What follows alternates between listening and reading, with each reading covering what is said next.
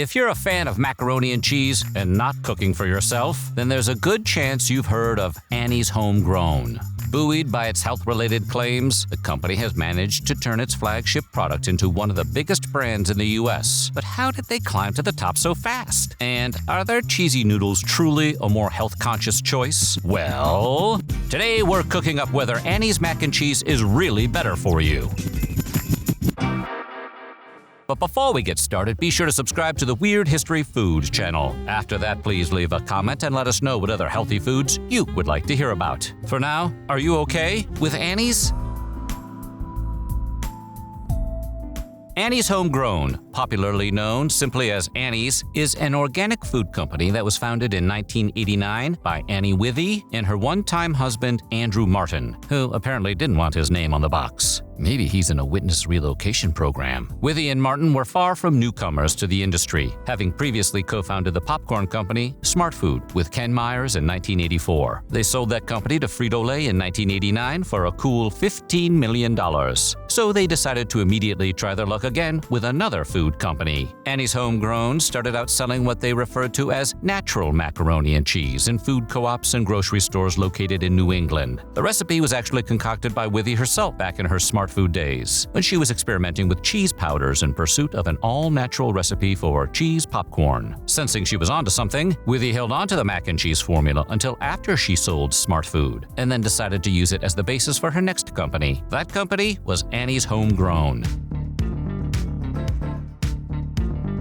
Annie's Homegrown was a much more personal brand than Smart Food. Withy put her own name on the product, made her pet rabbit the company's mascot, and even put her own phone number right on the can as part of a guerrilla marketing strategy. That strategy found her answering calls at all hours of the day and night, but the effort was worth it. In 1995, the company managed to raise $1.3 million of investment capital, a sure sign that the business was on the right track. In 1997, Withy reduced her involvement and took on the title Inspirational President, essentially turning Annie's Homegrown over to its investors. In 1999, the company started putting its products into major supermarket chains like Safeway, Kroger's, and Costco. Encouraged by the results, Annie's was combined with other brands owned by the same investors, including Homegrown Naturals, Consorzio, and Fantastic Foods. And in 2002, they acquired Annie's Naturals, an organic salad dressing and condiment maker that was founded by a totally different Annie. In 2012, they introduced a line of organic frozen pizzas, which were exclusive to Whole Foods. And in 2014, they opened their first bakery products manufacturing plant. That same year, just 15 years after its founding, Annie's Homegrown was scooped up by General Mills for an eye-popping $820 million. Considering Annie's was doing $400 million in sales by 2017, that purchase price may have actually been a bargain.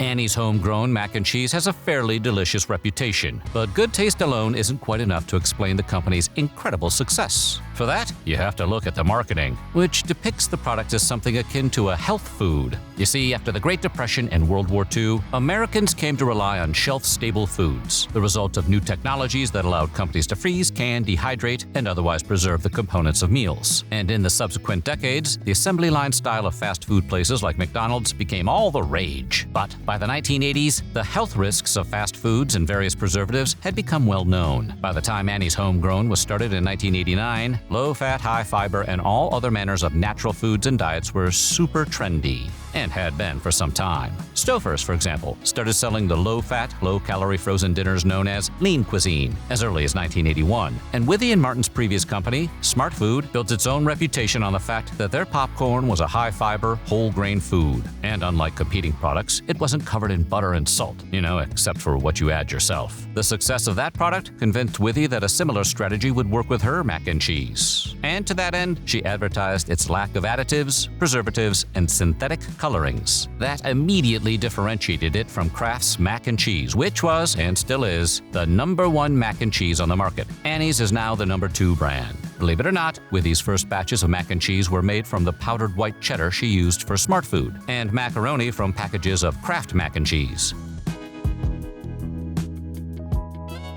True to their claims, Annie's products are organic. They also contain no trans fats, added sugar, or genetically modified organisms, also known as GMOs. That all sounds pretty healthy, but as is often the case, things aren't always quite what they seem. Organic or not, Annie's mac and cheese isn't actually all that different from Kraft's, at least nutritionally speaking. For example, both products contain similar amounts of sodium and saturated fats. And when it comes to calories, a box of Annie's actually contains 20 more calories per package than a box of Kraft. Even more if you eat the box. Annie's also uses refined flour in its recipe, while Kraft uses whole grain flour, which is generally considered healthier. On the other hand, Kraft uses milk made from cows treated with a growth hormone called RBST, where Annie's does not. Annie's Homegrown, for its part, has emphasized that its mission is actually to make cleaner and more natural versions of the kinds of convenient snack foods Americans crave. And if healthier is equated with those things, then they've succeeded. But if healthier is equated with nutritional value, Annie's is more or less interchangeable with Kraft. Yes, Annie's is organic,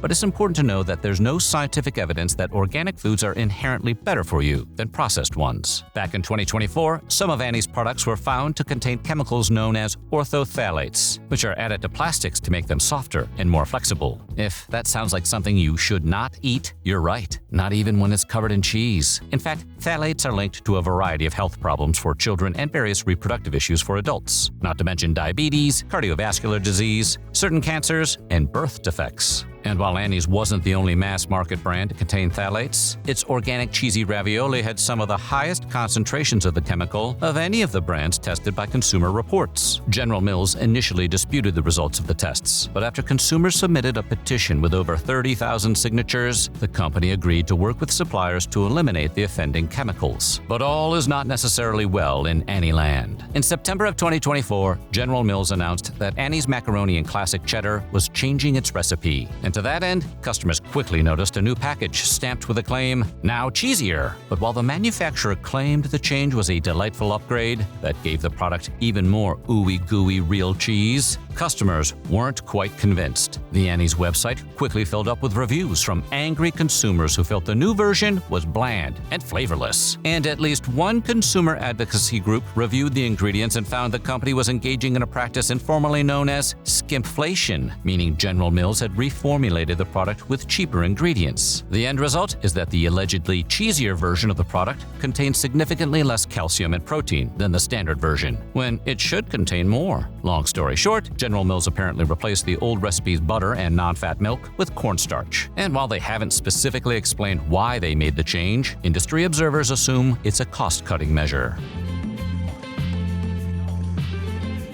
Controversies aside, Annie's is still going strong. As of today, they make 15 different varieties of mac and cheese, including favorites like shells and real aged cheddar, spirals with butter and parmesan, and deluxe rich and creamy yummy bunnies and cheddar. It feels like they added that last one just to hear it being said. But the product line has also grown quite a bit since the early days. Annie's now makes refrigerated dough products, like crescent rolls and cinnamon rolls, pancake and waffle mixes, condiments like mustard and ketchup, and 15 different kinds of salad dressing, 12 different types of canned soups and pasta products, crackers, pizza bagels, 17 different kinds of fruit snacks, over a dozen types of cookies, snack bars, snack mixes, and a whole bunch of other stuff. And according to their website, it's all certified organic, or made with organic ingredients. But like we said earlier, take any supposed health benefits with a grain of salt, or powdered cheese. So what do you think? Are you a fan of Annie's mac and cheese? Let us know in the comments below, and while you're at it, check out some of these other weird history food videos.